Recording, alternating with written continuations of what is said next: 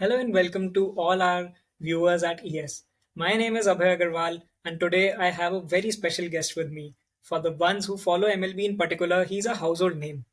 He's an American baseball analyst, the New York Mets ex-general manager, and someone who we at ES are really proud to have on our show. Ladies and gentlemen, please welcome Stephen Phillips.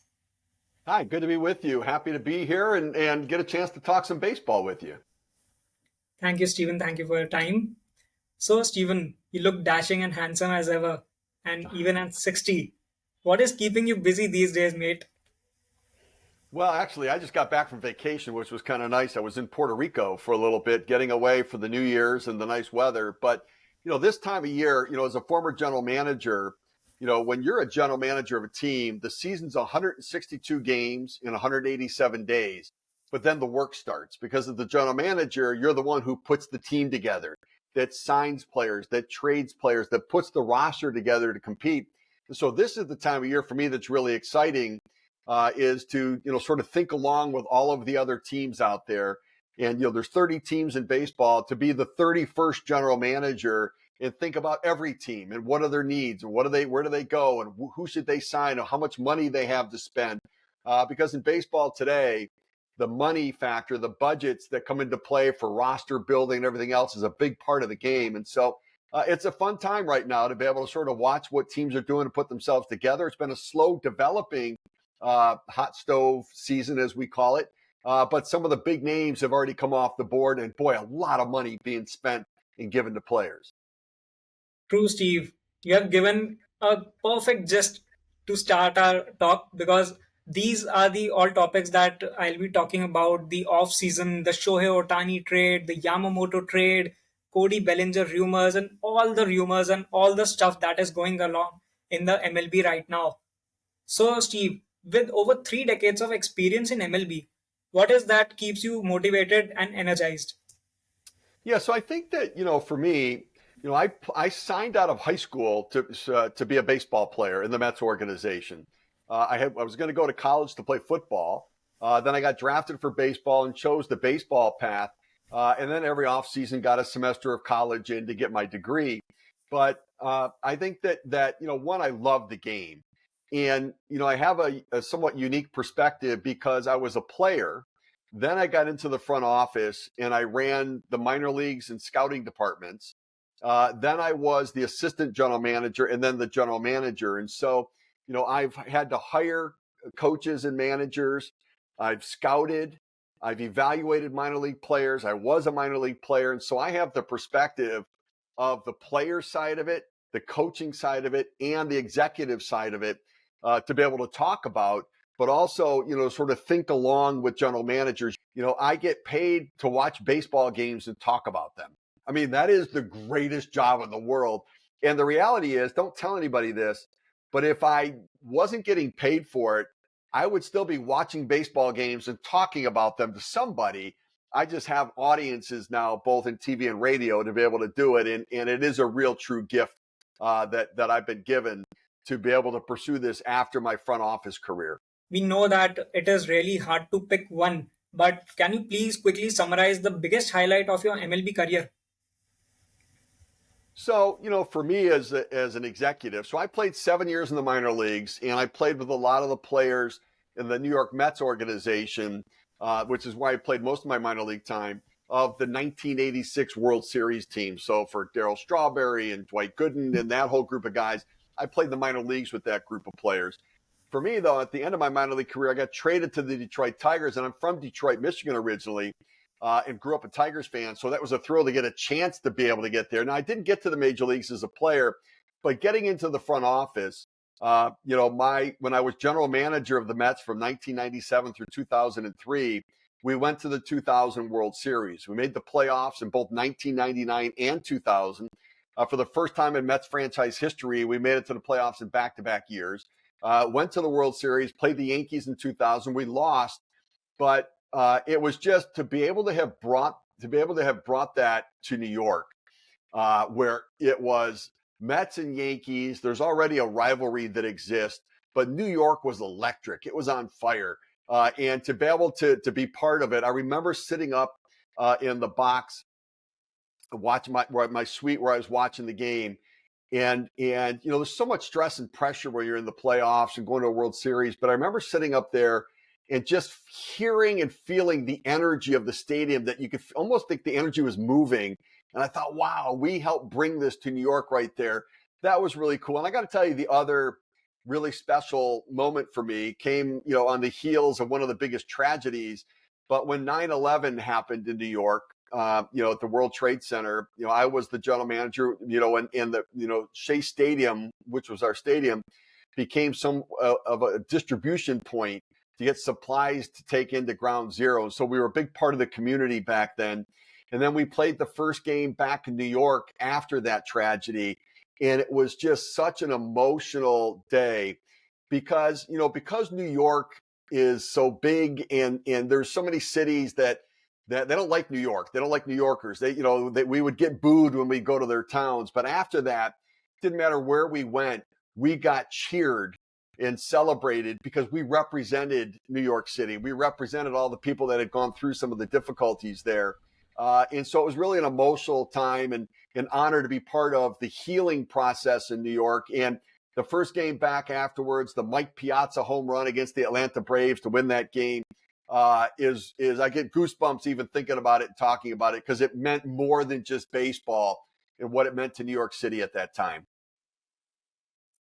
So, Stephen, like you mentioned yourself that in the off season and the particular this off season, the 2024 off season, there have been multiple high stake negotiations, and some of are still going on.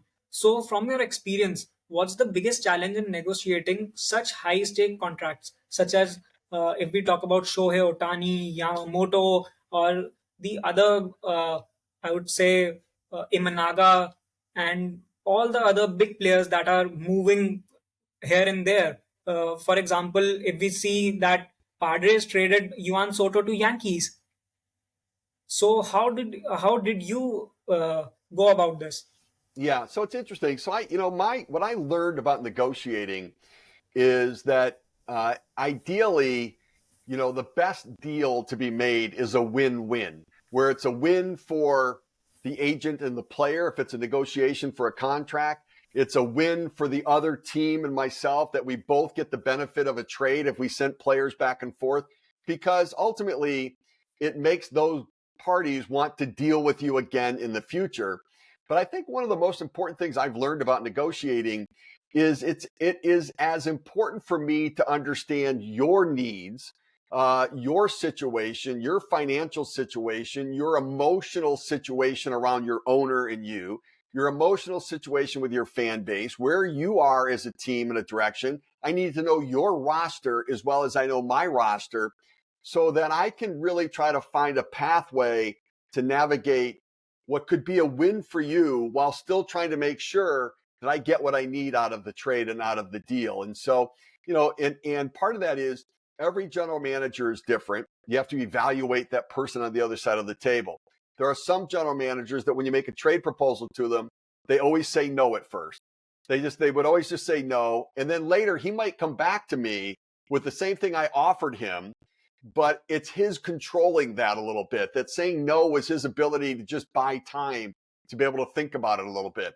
There were other general managers that they liked lists. So they wanted to say, when I traded for Mike Piazza with Dave Dombrowski when he was with the Marlins, I know Dave Dombrowski liked to make decisions off of lists. So I would say, okay, you can take one of these three players off of list A, one of these three players off of list B, one of these three players off of list C. Now, what I did is I then handpicked the player on A, B, and C that I would have directly offered him, but he wanted to make the choice. And so when we made the trade, he took the guy that I knew he would take off of list A, the guy off of list B and off of list C, but I knew that that's the style with which he wanted to make a deal.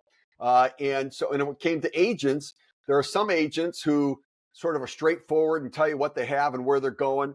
There are some who make it seem like they've got these other teams that are out there that are really willing to spend and trying to pull you up into that marketplace. And as a general manager, you really need to be able to understand who it is on the other side of the table to really find a way to get to the point of making the right deal for you and for the other side. Right. So, Steve, like we are seeing the teams like Dodgers in 2024, the Los Angeles Dodgers, they are adding more and more superstar players. Like they already had Mookie Betts, they already had their first baseman, and now adding even more superpower. So, do you think that adding more superpower gives you a edge over the other teams? Like we see them winning the World Series in 2020, but after that they haven't won, and Right. they haven't been performing well in the playoffs also, even after having such a big roster. So, what's So your it's take on yeah. that? Yeah, it's interesting that the team that wins the offseason with all of the signings and trades and everything else isn't always the team that wins during the season.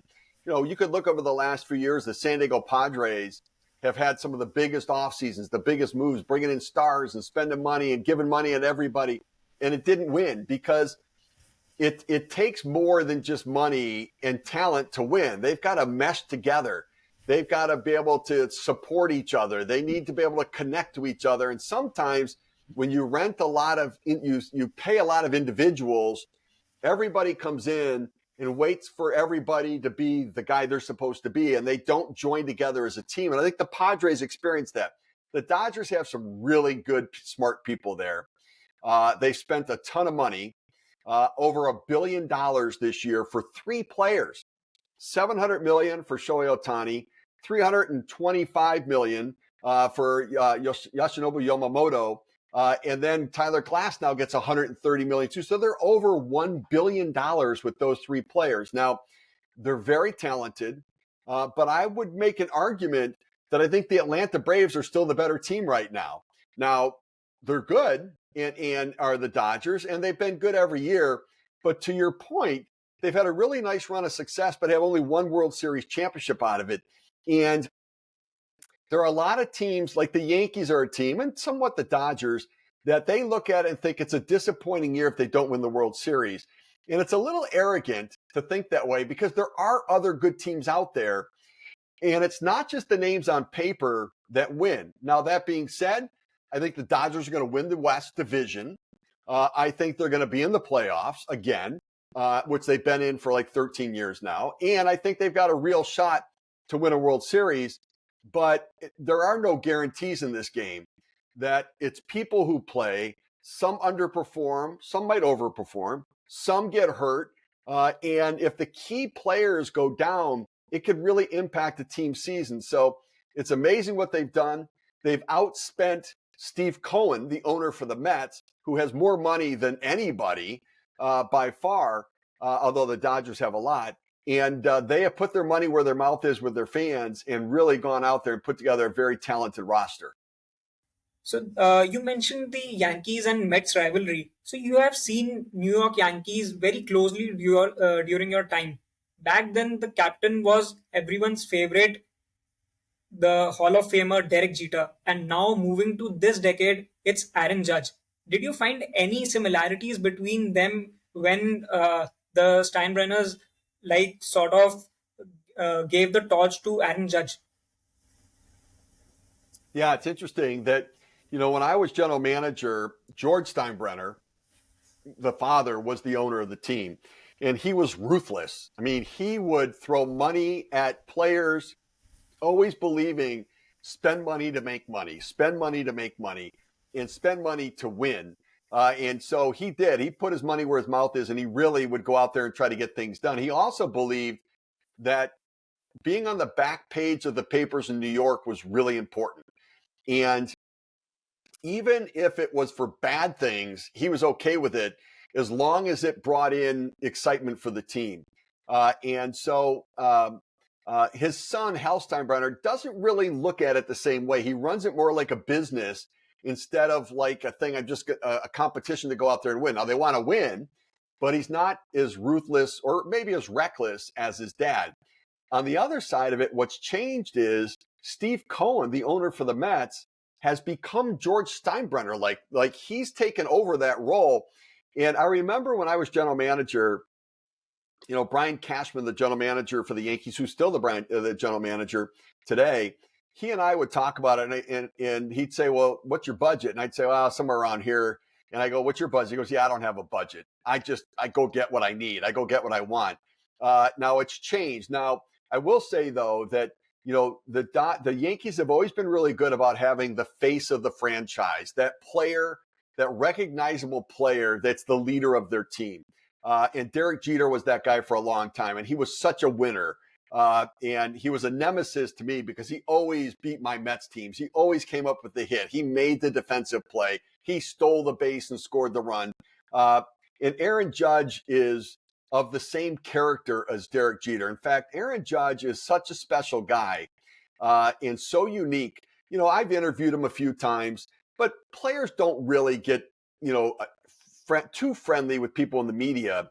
But there was a time when I was in the dugout at Yankee Stadium talking to Brian Cashman at the end of the dugout, and Aaron Judge came out of the clubhouse, walked up the steps, stopped, looked down, saw me, came back down the steps, walked all the way down, shook my hand, and said, "Hey, how you doing? Nice to see you again. What's going on?" Players don't do that. Like, they don't do that.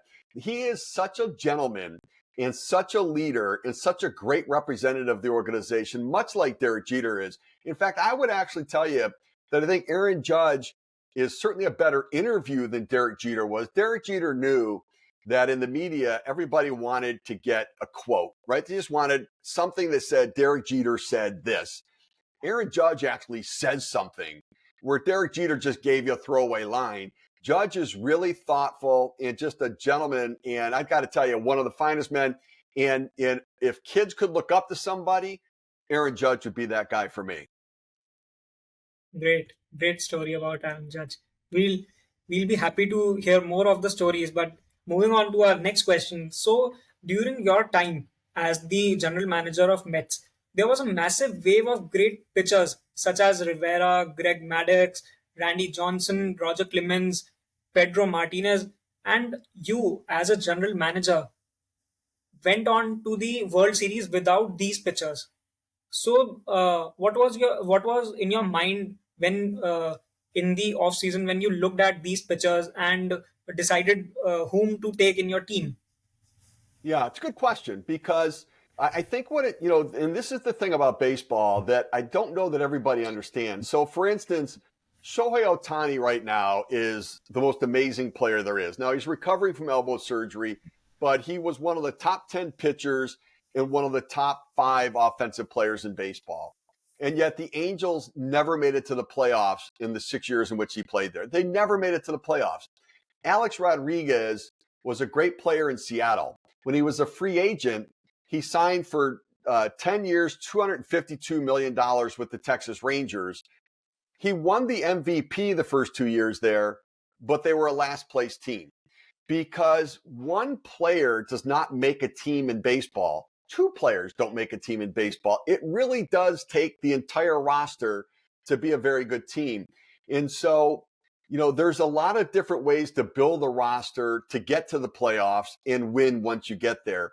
And I sort of looked at it that when my pitching staff that I built, I wasn't necessarily going to have the best pitcher at the front of my rotation or the best closer at the end of the game. But my hope was that 1 through 12, with the quality of pitching that I had, we would throw more quality innings than every other team. Sure, they might have somebody who's better than my best at the front and somebody better than my best at the end.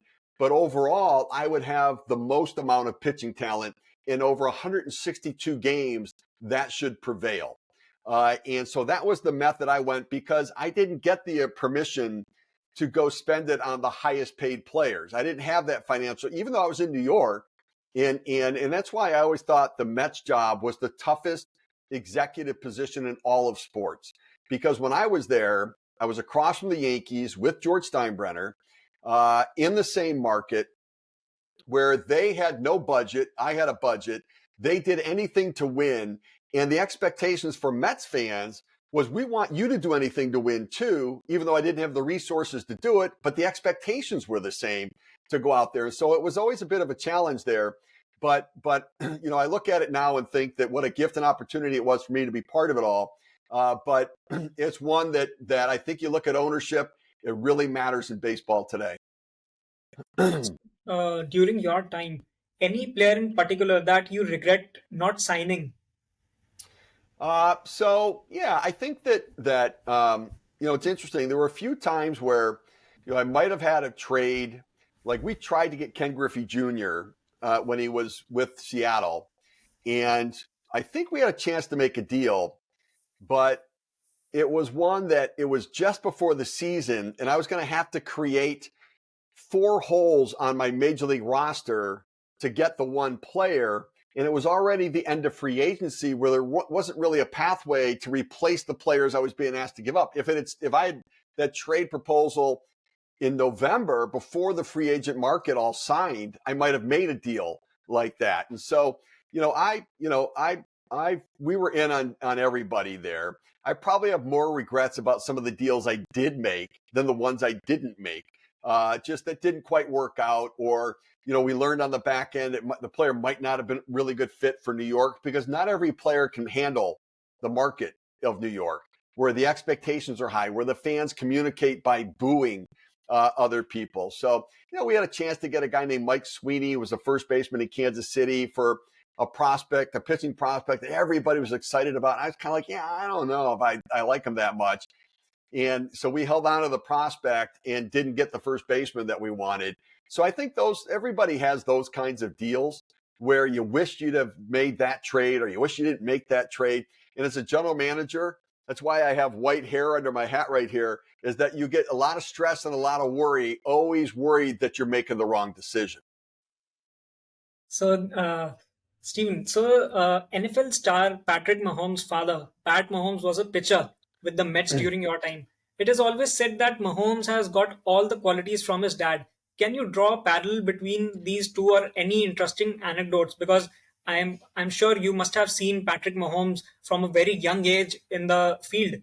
Yeah, yeah. Yeah, Pat Mahomes' father, excuse me, played for me with the Mets for a few years. He was a middle reliever who was great, very athletic. I mean, he could dunk a basketball, he could run, he could do it. Like he could be a guy that he was a pitcher, but you could put him into pinch run because he was very athletic.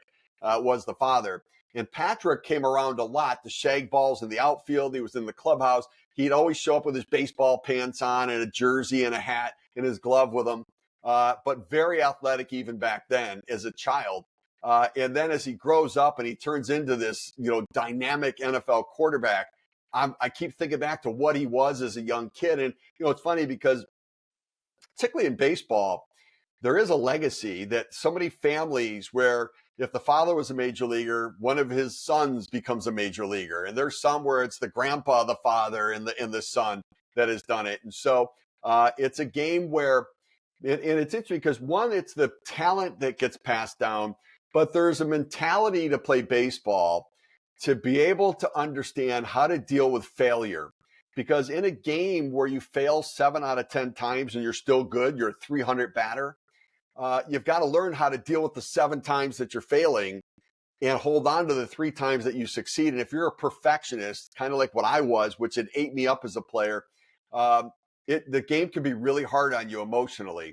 And I think that for Patrick Mahomes, watching his dad as a pitcher, going through success and failure and learning how to deal with adversity, that has translated into him being a quality football player to where if he throws an incomplete pass, if he throws an interception, you can't dwell on that. You've got to shake it off. You've got to let it go and focus and keep looking ahead instead of looking back.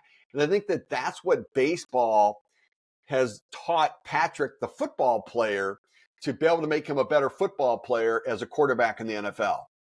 So, like you mentioned that you have seen the whole Yankees and Mets rivalry. So, we often term Yankees as a dynasty team. So, how was the whole experience of playing against a dynasty team for you? Yeah, it's interesting. So, and that was one of the things that made it difficult being with the Mets is in addition to the Yankees having more resources and a different level of motivation at the ownership level with George Steinbrenner, where he was the owner and all he wanted to do was win. Where when I was with the Mets, we ran it like a business where you wanted to make some money, and so it's a different level of competition. And I think the other big factor was the expectations where Mets fans were like, we want to be like the Yankees, we want to be like the Yankees. But the Yankees also had the history and tradition, 27 world championships, right? And especially during that period of time when I was there in the mid 90s to the early 2000s, they were there every year, right? They won multiple World Series championships. Back to they're the last team that's won back-to-back World Series in baseball. And Jeter was there, and they had that face of the organization, and they had the continuity and the consistency. And Brian Cashman still is the general manager, and Steinbrenner is the owner. It was really hard to be able to keep up. It was a challenge. It was fun. And I will tell you that I would much rather be a general manager in a large market where you've got the more financial resources than the smaller market teams, just because I do believe having more money gives you the chance to get access. Because remember, baseball doesn't have a salary cap. There's not a level playing field. And look, I'm okay with that, because I look at it and say, if I spend the money to buy the franchise in New York, and I know what I'm buying New York and all that it brings, why shouldn't I then get the benefit of spending that money to put a winning product on the field? And so I do think that all of baseball should actually be grateful to the Yankees. And I know people they cringe when they hear that, but they're one of the highest spending teams. They pay the luxury tax every year that subsidizes what other teams are able to spend. They pay into revenue sharing. So the more revenues they generate, the more they share that with other teams, allowing those other teams to have higher payrolls, for their owners to make more money. And everybody says, oh, the Yankees. No, it's great for baseball. And I really do believe that the health of baseball, it's critical for the large market teams to be healthy. The New York teams, the Mets and the Yankees, the Chicago teams, the Cubs and the White Sox, the LA teams with the Dodgers and the Angels, the healthier those teams are in the large markets, I think the healthier the game is, because there's a little bit of trying to keep up with the big spenders. And the more that the large markets spend, everybody else gets pulled up a little bit more. And I think it plays into the health of the industry and the game and the excitement of the game overall as well. Great, great. So, talking about the Mets currently, so we are seeing Pete Alonso, Francisco Lindor, and all the extravagant spending that Mets have been doing in the recent year. Like they signed Max Scherzer last year, Justin Verlander, but they had to part ways with them in the middle season. So, like I mentioned, Francisco Lindor. So, what's your take on Francisco Lindor as compared to the other shortstops in the league, like Anthony Volpe? Right. Yeah. So so Francisco Lindor is a dynamic player and a dynamic personality. Great leader on a team. He dyes his hair different colors. The fans love it.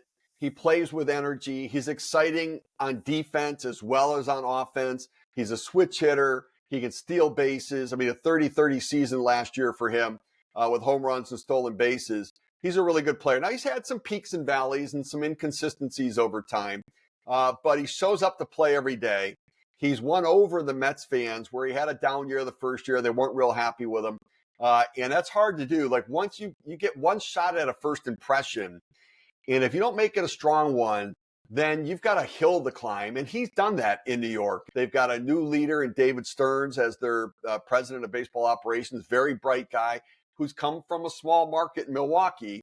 And now he's playing with the big boys in New York, but he's from the New York area. I think he understands that. I think he's really bright. And I think the Mets are going to be okay. It might take a year or two before them to really get on track, but I think they've got the right people in charge and the right owner willing to spend money. So, speaking of the Mets, so currently, right now, both the teams, both the New York teams, Yankees and Mets, both are struggling. So, in this year, 2024, which team do you think would be the better team? Yeah, so I think right now the Yankees are the better team. Um, I think that they're closer to winning. And I also think they're more motivated to spend this year. The Juan Soto trade, they gave up a lot of talent to get him for just 1 year of control. They're going to try to sign him for the long term, but I think they're going to have to wait for the season to end before they can do that. But, I think they're going to try to sign to get another pitcher. They tried on Yamamoto, lost out as he went to the Dodgers. but there's talk they might try to get Jordan Montgomery or Blake Snell. The Mets I think, are trying to pace themselves. They've got some young players coming. I think they're more focused on 2025 than they are 2024. I mean, they'll put together a competitive team, but I think they're probably a year away from really putting it back together. So I would say the Yankees are probably ahead of where the Mets are right now. So, during your time at Mets, if you had a chance to sign only one of the players from Yankees, be it Alex Rodriguez or Derek Jeter, who would you sign? Oh, interesting. So back then, I would have taken Derek Jeter just because he was such a winner. Today, I would take Aaron Judge. I mean, I just think that again, they're great people, they're great talents, they're winners. They say the right thing, they do the right thing, and so those guys were great players to build around for the future. And I know Yankee fans are going, yeah, no, you can't have our guy, you can't take our players away. But those guys were just fantastic. So, Hall of Fame voting is already going on in full swing. So, do you see Alex Rodriguez being finally inducted in the Hall of Fame this year? So no, I don't think he will. I think that, the performance enhancement drugs, the steroid issues of the past, are still going to be held against him. And I guess I have a unique way of looking at the Hall of Fame. For me, Alex Rodriguez would be in the Hall of Fame. Manny Ramirez would be in the Hall of Fame. All of those players that were attached to steroids, if they were worthy of their numbers, I would put them in the Hall of Fame, because my belief is that every era of baseball has had some performance enhancement. I mean, I go back to Babe Ruth. Babe Ruth hit 714 home runs. He was great, but his numbers were better because he didn't play against any of the Negro League players of that era. There was segregation at the time where many of the best black pitchers weren't allowed in Major League Baseball. No black players were. That if they had been, then Babe Ruth's numbers wouldn't have been as good, because there were better pitchers in the Negro Leagues that were pitching in Major League Baseball. And so if there had been desegregation, I think Babe Ruth's numbers would have been less. And therefore, I think his performance was enhanced because of segregation at the time. Then you go to the war era, where many of the players went over to fight to defend their country, and baseball continued. But when the great players left, it meant the talent was more diluted and numbers were enhanced. Then equipment has changed. Stadiums have changed. We've got, no more foul territory where it's a foul ball instead of an out, where it used to be a pop up and foul territory was an out. Now it goes into the stands and the hitter gets another opportunity. The mound has been lowered. We've added the designated hitter. The bases are bigger. I mean, there's been so many things that have happened over time, where there's been every era and generation has had performance enhancement. And so my view is the Hall of Fame should be a museum to document the history of the game. And so the best players of every era should be in, and then we should just explain that era so that people would understand what was going on. Now, I'm in the minority on that. It's still been held against players. I think there probably are players in the Hall of Fame now that use performance enhancement drugs. So I don't think Alex Rodriguez is ever going to get in, but he would if I had a vote for him to be in. So, moving forward to the whole off-season market. So, what were your initial thoughts on the Shohei Ohtani 700 million superstar blockbuster contract? Yeah, so my initial thought was, what? And because I thought initially people would be worried about his arm in the Tommy John surgery. For the second time he's had Tommy John surgery. Trying to project what he would be as a pitcher is impossible to do right now. So I thought what teams would do is pay him like a hitter, give him a premium, and then make him earn the money to show that he's healthy when he came back. And if he was healthy, I'd pay him as that two-way player. Teams didn't do that. They're assuming health with his elbow coming back, that he's going to be able to, a year from now, come back and pitch. That's an assumption I wouldn't have been willing to take. So then I thought, well, it'll be in the $500+ million. Then I heard people thinking it might creep up to $6. When I heard 10 years at $700 million, I couldn't believe it. Now, it's not really 10 years, $700 million, because of the structure of the contract and the way that he's being paid. The 10 years in which he's going to play for the Dodgers, he's going to get $2 million per year. That's $20 million. The other $680 million is going to get paid out over the next 10 years at $68 million per year. And so there's a calculation where you try to figure out, well, what's the real value of the contract, the present value of the contract? And it's really $460 million is the present value. So if you look at it and say it's really $46 million a year, then it's not unreasonable. And the Dodgers can invest the money they make on him marketing wise to help pay the back end of the deal. And so I actually think Ohtani probably could have gotten more money than what he did, but 10 years, 700 million sounds bigger and better than what the actual contract was. So, as you mentioned the deferral part, I would like to bring one of your memory to this. I believe that you were also part of a deferral scheme with Bobby Bonilla. So, what were your first thoughts when you heard that the biggest contract is being deferred? Yeah. So my first thought was, well, the Dodgers didn't call and ask my opinion about how to go about doing this. Because with Bobby Bonilla, as you mentioned, he was a player. So there's a thing called Bobby Bonilla Day that every July 1st, one of my former players gets a check from the Mets for $1.19 million.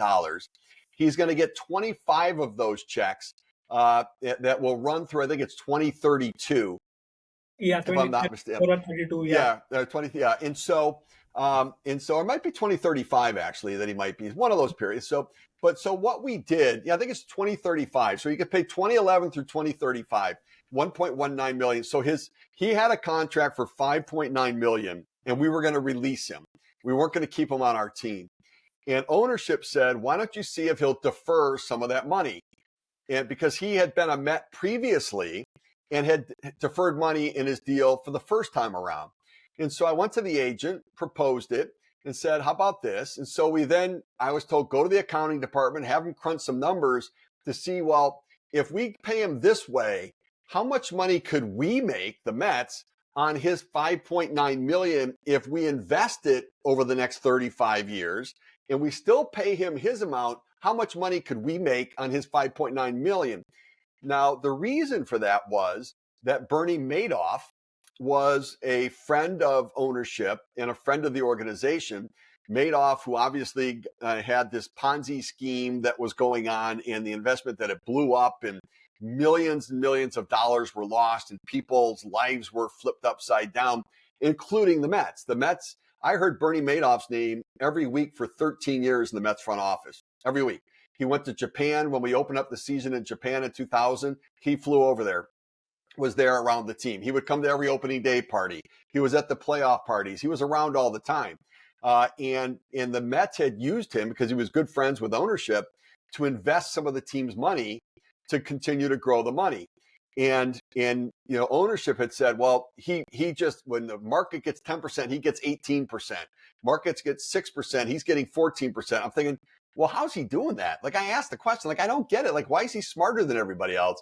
And they said, well, he keeps everything really close to the vest and that. So, and obviously we found out why he kept everything quiet. But in the end, the Mets really got burned hard by that. I feel so badly. It was the relationship that hurt as much as the loss of the money. But the reason we did the deferral with Bonilla was because they thought that they could make a lot of money investing that 5.9 million with Bernie Madoff, still pay Bonilla, get a lot of money. And so, so I'm the expert on deferred compensation in baseball. Although I think the Dodgers right now have sort of dwarfed my Bonilla deal with what they've done with Ohtani. So, have you heard about the Yu Darvish, Shohei Ohtani, and the Yamamoto whole fiasco that have been going around from last 5-6 days? So, being a general manager yourself, how would you have taken control of that situation? Like you, Darvish, have been saying that he had talked to the management about getting Shohei Ohtani and Yamamoto to the Padres organization, but they weren't able to bring them in. And you, Darvish, has been public about it. Yeah. So, I think that as a general manager, I always assumed that every other team was involved on the player that I'm involved in. And, I we would read the papers, try to see what was out there, but there's always rumors and speculation. And when I was a general manager, the rumors that were out there drove me crazy, especially the rumors about my team. Because I'm like, I don't want anybody to know what I'm doing because I look at everybody else's competition. And I didn't want anybody to know, where I was going, where I was involved, what I was trying to do, who I was trying to sign, how much I was willing to spend, where I was willing to go with it. And yet, rumors get out there. And now on the media side of it, now I've got a much better understanding about who leaks stories, who speaks out of school, and who and what are they getting out of it if they do it as well. And so what I learned was just to keep blinders on and pursue the players that I want without listening to the chatter. Because if you do that, then you're hearing, oh, this team might be willing to go here. This team might be willing to go there. This team's willing to give up these players. Then you'll overspend. You'll make mistakes. You'll chase a ghost of what might be out there versus what really is there. And so there were certain agents who would always come up with, there's a mystery team involved in this, and they're willing to spend this much money. And so my view would be, this is what I think the player's value is. This is what I'm willing to spend. And I'm not going to negotiate off of that. This is just what I think the value is. And if it fits for you, great. And if it doesn't, then go in a different direction. But I think there's a lot of different ways of pursuing these things. And you've got to quiet the noise out there and just make what you think is the right decision. Because if you react to rumors or you react to fans getting excited here and there, you end up making bad decisions, overspending or overpaying to be able to bring a player in. So, I guess in your opinion, the Padres did the right job by not listening to you, Darvish. Yes. Yeah. I don't think you can, here's the other thing is players are not the best evaluators of talent. Neither are managers because, one, they have a personal relationship and they want a friend or from a manager's perspective too, they want the guy that's going to help them now. And as a general manager, sometimes you need the manager to just make the most out of what I give you because players aren't disposable and we can't handpick. The Padres have spent so much money. I mean, so much money. And they've spent well beyond what their market revenues can generate. They have spent to a point of losing a lot of money with the hope of winning and that they would justify that it was worth it. Then when you don't win and when it really, really looks bad, you've got to pare back. So they've had a change in leadership there with the owner passing away, unfortunately, or the general managing partner. And so I think they're going to be much more prudent with their decisions. And everybody would want Yamamoto, but not everybody could afford him. True. So, do you think that Shohei Ohtani will be able to stay fit so long? Like you already mentioned that he's having the second Tommy John surgery, and even with that, the 700 million tag, will he weigh him down during this season or the season coming towards him? Yeah, I got to tell you, I would not have signed Shohei Ohtani. I mean, I love the player, but I wouldn't. I think the risk is so substantial for him. And because nobody does what he does, it's so unique, right? I mean, not even Babe Ruth, who was known to be the two-way player, he didn't do anything close to what Ohtani's doing, making that many starts while getting that many at bats. Now, Babe Ruth didn't have the DH role back then, but this past year, I really believe that Ohtani didn't get traded, which the Angels should have traded him. Then they pitched him in a game where he threw a complete game against the Tigers. And then in the first game of a doubleheader, then they had him DH in the second game of the doubleheader. He hit 2 home runs, but he left the game with cramps in his side. And from that point on, his body was rejecting being a two-way player. His body was saying he was cramping in his hand, he was cramping in his forearm, he was cramping in his side, he was cramping in his legs. He asked his body to do things that no other player could do. And it doesn't matter how tip-top condition you're in, being able to be that two-way player, I don't see it lasting for a long period of time. And so he's done great with it. And there's a thought that once the surgery comes back, he'll be able to do it. But I'm very concerned about years, 6, 7, 8, 9, and 10, and whether his arm's going to hold up because he was the most protected starting pitcher in baseball last year. Pitched once every 6 days, almost once every 7 days, and he still broke down for the second time. And so I can't manage him in a way, because remember, we use 5 starters usually in baseball. The Angels use 6, and he still broke down with 6. So what do I do now? And how do I manage all of the other pitchers on the staff? Because they don't want to pitch on a 6 or 7 day rotation. And so I think he's really difficult. I love him. He's a great player. He's a talent. I love watching him. But I don't know how you build a team with him unless you just spend exorbitant amount of money that covers every angle. And that's really what the Dodgers are doing. So maybe it'll work for them. But remember, he played 6 years, won 2 MVPs, could have won another one, and they didn't make the playoffs in any of the 6 years in which he did it. It just is such a risk for the long term for that elbow to hold up. So, do you think that Angels might be keeping Mike Trout, or even Mike Trout would want to stay with the Angels after Otani has been out from the team? So if I'm Mike Trout, I would want to get traded. Um, but the problem is right now he's been hurt so much, and his contract still has so much money on it that I think they might have to eat, close to $150 million or $100 million if they want to trade him. They're going to have to pay the team $100 million just to take the other $150 million that's owed him. So I don't know that there's a deal to be made for him. Now, the other thing is the owner, had the team for sale 2 off seasons ago, and then last off season, then pulled it off the market. I don't know how long the owner is going to be there. So I don't know if Mike Trout can be traded right now just because of his injury history. But if I'm him, I would want to get out because I don't see them winning anytime soon.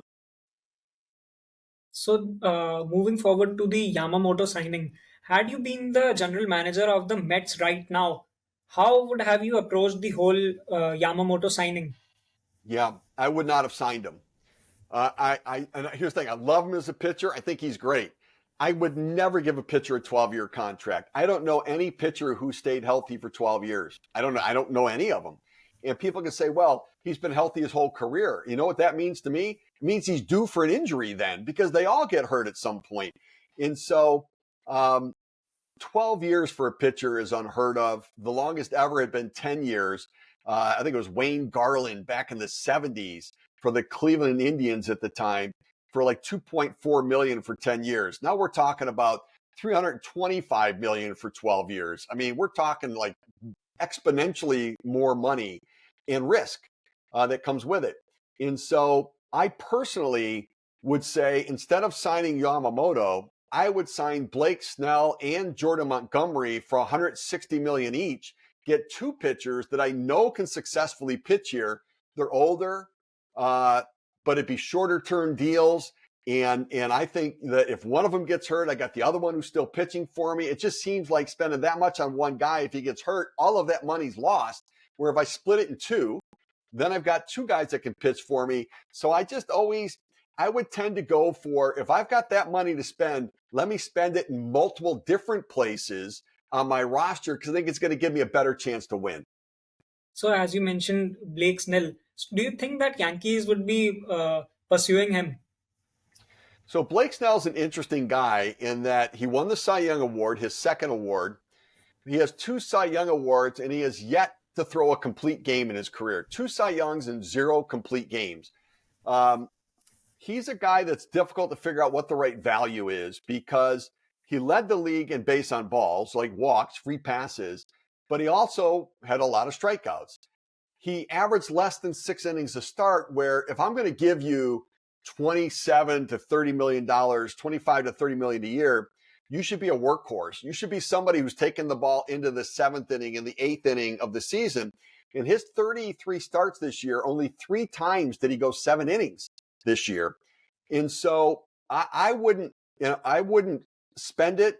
His walks scare me, because when you walk that many batters, you put base runners on, and then you better get strikeouts, which he did. But the older he gets, the less healthy he's going to be, and his stuff won't be as good. he won't get as many swings and misses, and those walks turn into run scoring. And so he's, again, I'm a little risk averse when it comes to him. And so there will always be another team willing to give him more money than I'm willing to give him. Now, I think he's going to want 6 or 7 years. I think that the reason that the Yankees are being mentioned right now in attachment to Snell is that his agent, Scott Boras, wants the Yankees involved, because if the Yankees are in, it's going to run the price up. And Snell seems to prefer the West Coast. So I think there's some gamesmanship and negotiating going on with that one. The Yankees might do it, but it would be a pretty big risk considering they already have Carlos Rodon on their roster that had a tough year last year, and they gave him $162 million last offseason. So I don't know that the Yankees are truly going to be in.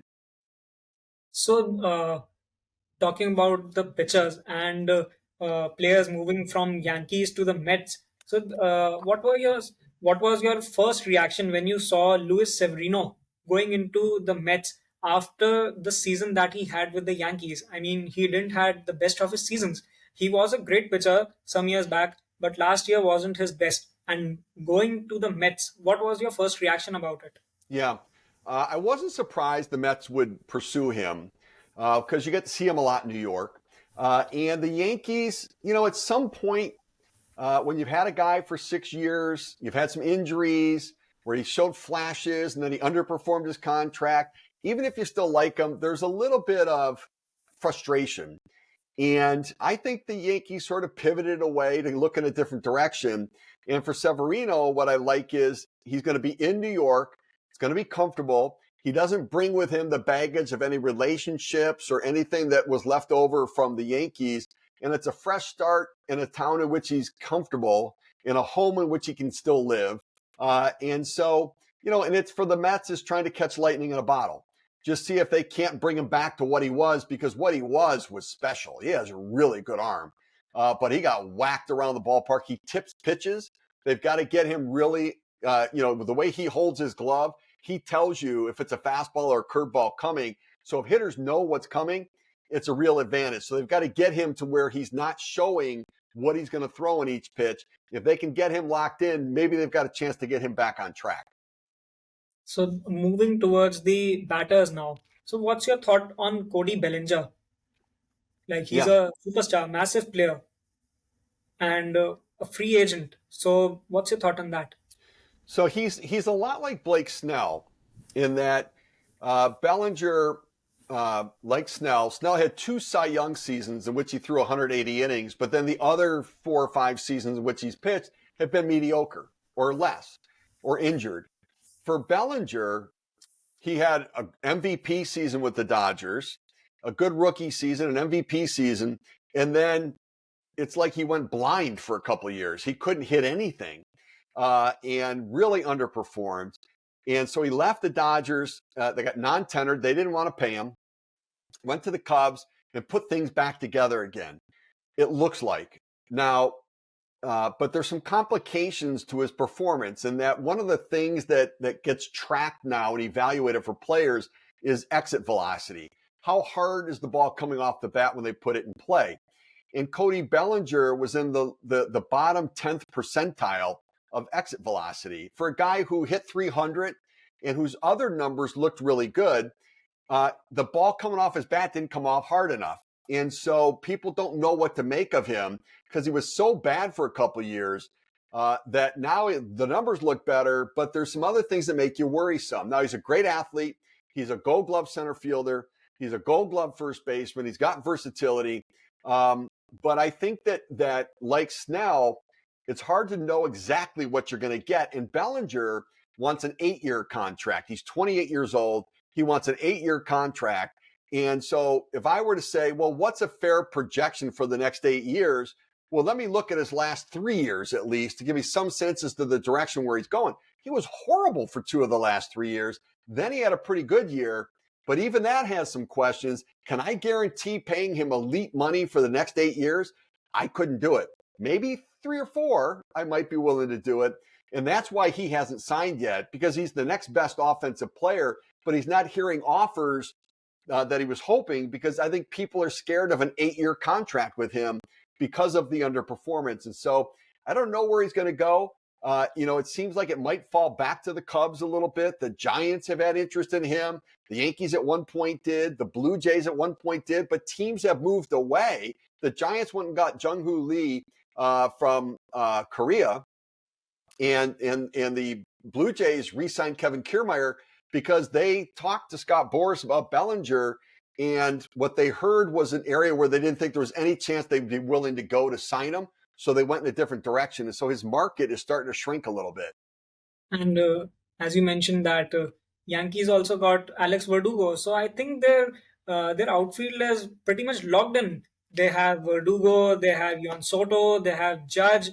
Uh, we might see Stanton also sometimes there. So, in my opinion, I don't think that Yankees would be pursuing him.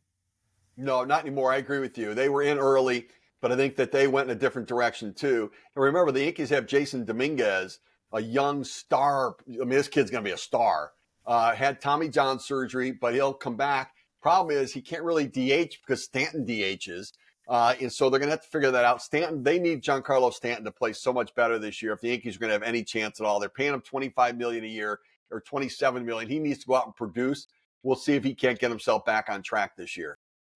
Jason Dominguez is a amazing talent. I remember reading about him, The Martian, and I even Right. remember around 2 3 years back, I said to a friend of mine that you see that this guy would be a superstar one day. And the day he homered in his first at bat, I texted my friend again that see, I said he'd be a superstar. But then he had a You should be surgery a and scout. You should be a scout for a team then, huh? Very well done. learning from you. So, but now he's having a surgery, and I don't think that he'll be back this year. I think he'll be back in No, 25. he might be able to DH at some point, and swing the bat, kind of like what like Shohei Ohtani is able to come back and be the designated hitter, just not be able to throw from the outfield for Dominguez, but or pitch for Ohtani. But I think his bat could come into play at some point during the season for the Yankees. But there were some talks about Otani that we might see him in the outfield also. For Ohtani, Yeah. yeah, I mean, they've talked about it. And on occasion, until they changed the rule to where if Ohtani was pitching and DHing, he could transition if he came out of the game as a pitcher to hit. Remember, Joe Madden did put him out in the outfield for an inning or two. But I think that they've got to make sure you protect his body. You've got such an investment in him, and that's the other thing that's happened is that so much money goes to a player that you want to keep running them out there to maximize the return, but you also need to protect them to keep them healthy because you don't want $70 million on the disabled list either. And so it is a fine line as to how much you push a guy. And rest has become something that it's been studied in the game more and more, understanding the rigors of being on your feet in travel and moving and going from West Coast to East Coast and East Coast to West Coast, that you're seeing more and more players get rest. Like we'll never see Cal Ripken's streak broken of consecutive games played. Nobody's going to be allowed to do that anymore because I think we realized the wear and tear it puts on a player's body. So, moving forward to some of the future of baseball. So, how would you see some of these small markets compete financially in today's MLB's market? Like you mentioned that you yourself want to be in a big market team. So, how do you see the small market teams survive? Yeah, yeah. It takes critical thinking. It is a bit more difficult. You have to be very creative. And sometimes you have to make really hard decisions that you don't want to make, but you just have to make. That it's the nature of what you're doing. And Billy Bean, who was the longtime executive in Oakland, a small market, used to say to me, interestingly, he said, I would never want a job on a large market like you. I would never want your job in New York. He said, because you have to consider decisions because you do have money that are never even on my radar. Like I don't even think about it. Like they're not even players I would consider making an offer to because I can't afford them. So I don't even get involved in it. And it narrows his focus on what he needs to do. As a large market general manager, you got to look at everything. And obviously, the Tampa Bay Rays are of the small market teams, the one to model yourself after. That's why you see teams trying to cherry pick executives from them, because they've got a system to get the most out of their players. They evaluate their players very well. They evaluate your players very well. And they've made really good trades. And so if they want one of your guys, you better be concerned, because maybe they see something or think you can get something out of them that you haven't been able to. But what happens with those teams is you think, well, you've got a window to try to win, but you look at the Milwaukee Brewers. So they're a small market team, and they're at a point right now where Brandon Woodruff, one of their star pitchers who got hurt last year, went to free agency. Corbin Burns, their other Cy Young Award winning pitcher, has 1 year remaining.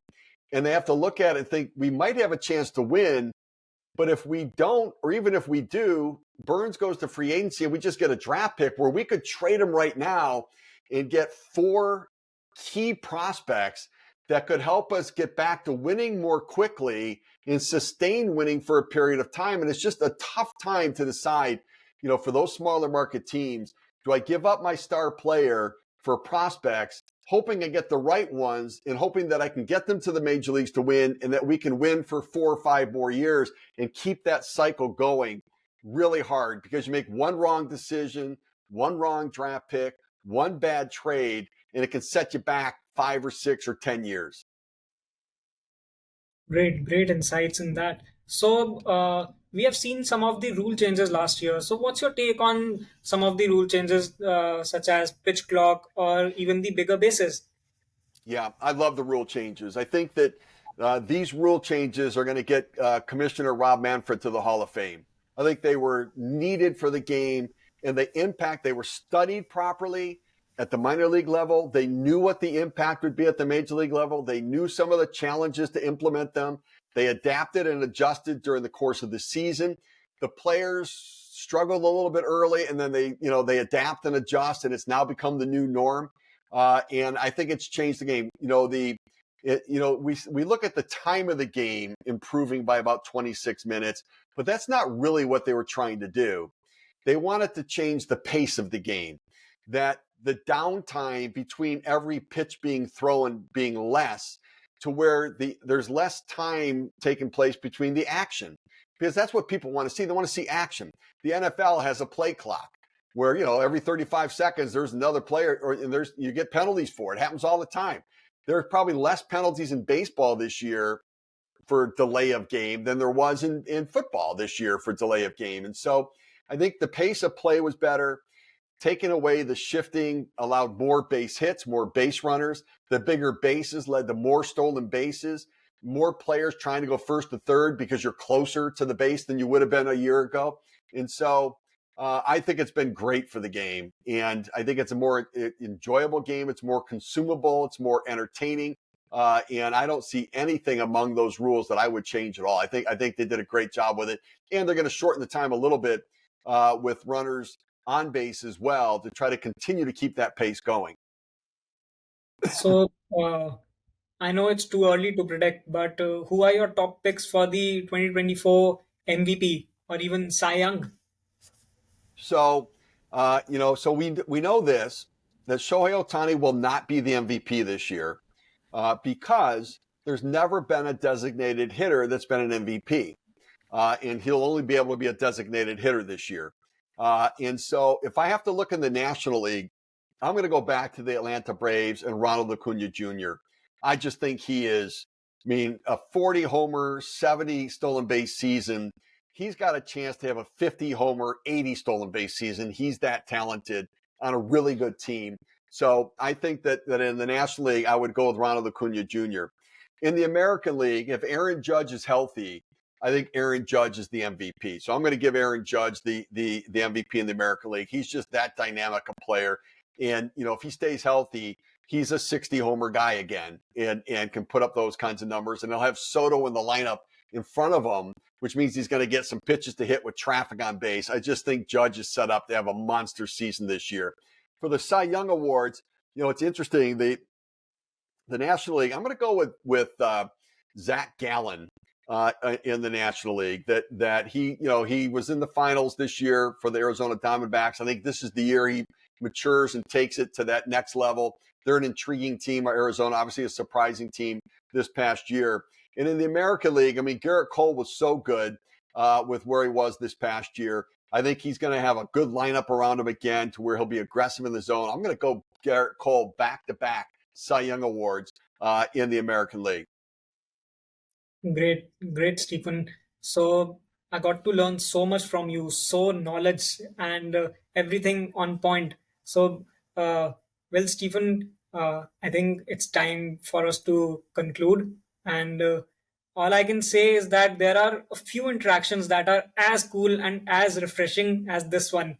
Would like to thank you for your time and looking forward to many more interactions in the near future, just like this. Once again, thank you for your time, Stephen. Okay, my pleasure. Enjoyed meeting you, getting to know you, and being able to talk some baseball. So thank you very much.